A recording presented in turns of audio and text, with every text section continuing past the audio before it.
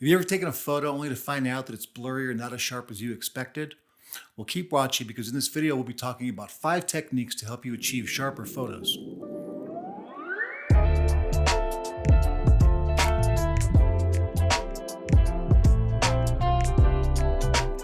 Hey everyone, and welcome back. Hope you're all doing well. My name is Chris, and we talk about food photography here on my channel. If you're just getting started with taking beautiful photos of food or looking to expand your knowledge, you're in the right place and you're going to want to hit that subscription button. Hit the bell icon so you get notified every time I release a new video. And like the kids say, don't forget to smash the like button. Out of focus photos can be a real heartbreaker once you get back to your computer. All that effort to get a perfect photo could be ruined if you don't get the focus just right.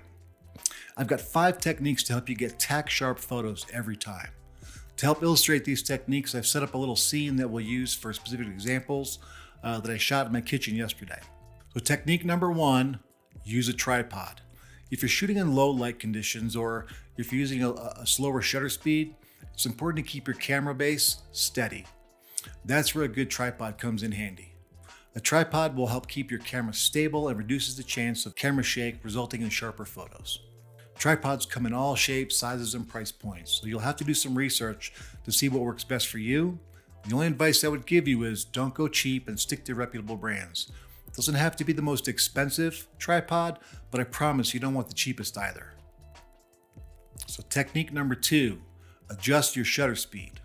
Another way to achieve sharper photos is to adjust your shutter speed, especially if you're hand holding the camera. A faster shutter speed will freeze the motion and help prevent motion blur.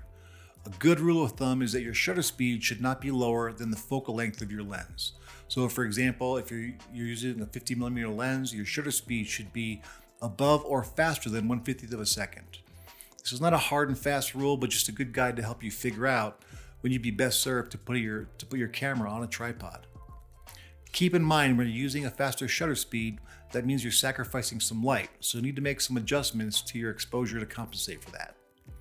If this sounds foreign to you, you may want to switch your camera to shutter priority mode. Technique number 3, use a higher aperture. The aperture is the opening in your lens that allows light to enter your camera. A higher aperture, which is a smaller f number, means a wider opening, which means more light will get in, but also result in shallower depth of field. However, a wider aperture also means that less of your image will be in focus. To illustrate this, I took 13 photos and adjusted the aperture for each photo to achieve sharper photos with a wider depth of field, using a larger f-stop number. You can see throughout the sequence that as the f-stop number goes up, the focus gets wider and wider until the last photo at the end where the entire photo is in focus. You'll also notice that as the f-stop number goes up, the shutter speed slows down to compensate for the lost light. I would never recommend shooting at f/29 like I did for this video, as that can create problems of its own, but I did want to show you how aperture affects your focus. Number 4, and this may seem obvious, but focus on the right spot. One of the most common mistakes when taking a photo is focusing on the wrong spot. Always ensure that your camera is focusing on the subject you want to be in focus. If you're shooting a portrait, focus on the eyes. If you're shooting a landscape, focus on the foreground or the horizon. If you're shooting food, focus on what you want the people to see. When we look at photos, our eyes are naturally drawn to either the brightest part of the image or the sharpest part of the image.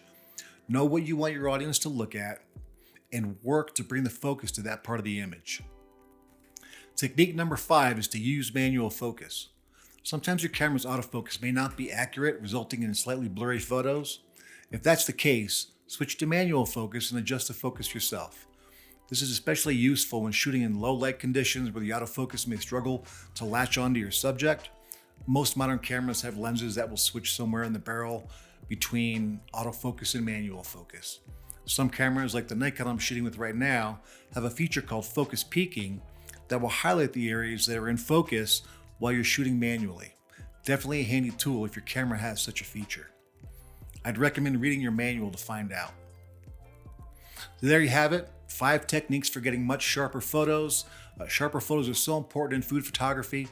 It's really easy to see when things get kind of blurry, and knowing these techniques will definitely help your photos get that much better. Hope you enjoyed the video. If you did, please hit the like button. If you like this kind of content, I'd urge you to subscribe. hit the notification bell, and I will see you in the next video. Thanks, and bye for now.